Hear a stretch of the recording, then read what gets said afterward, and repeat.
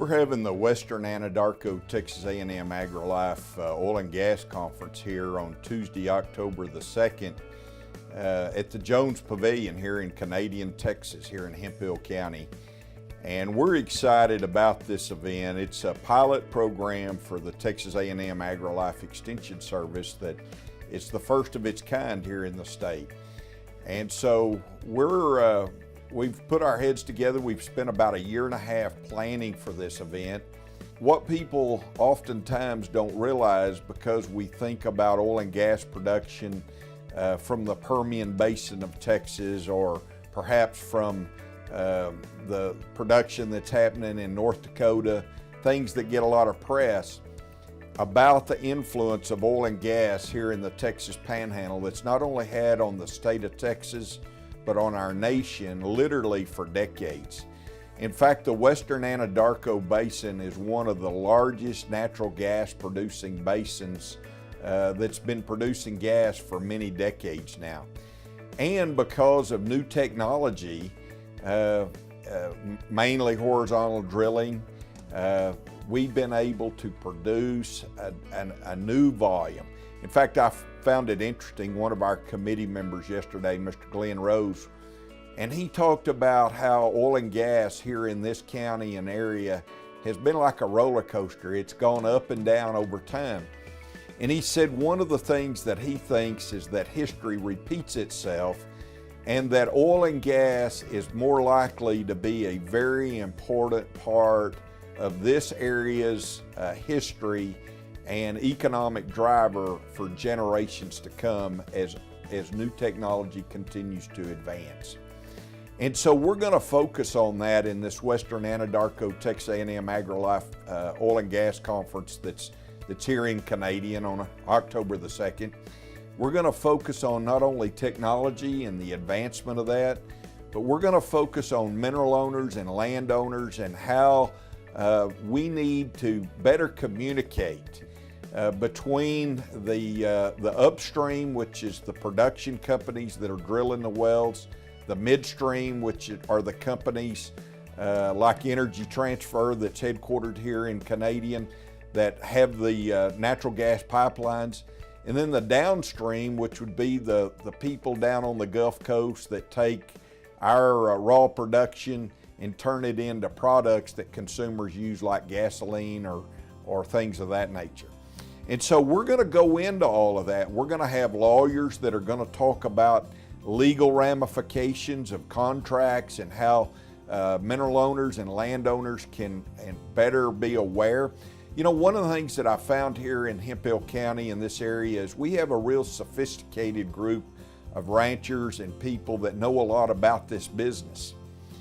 But on the other side of that, because of inheritance and minerals that have been split, in some cases many times through generations of families, there are heirs to minerals.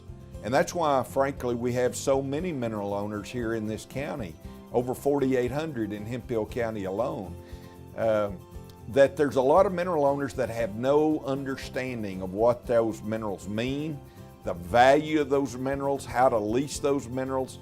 And so we're bringing executives, we're bringing legal people, we're bringing industry leaders in the oil and gas industry that can speak to these kind of issues. The speakers for the Western Anadarko Texas A&M AgriLife Oil and Gas Conference here on Tuesday, October the 2nd are going to be phenomenal nationally and in some cases internationally known speakers. One that comes to my mind is a gentleman that's coming out of the Houston area that is an expert on energy values. In other words, the present energy value of oil and gas, both in terms of today's market and where they see that market going in the future. And I can tell you from experience here in the last several years, our county has lost a lot of its appraised value because of the decline in the value of oil and gas.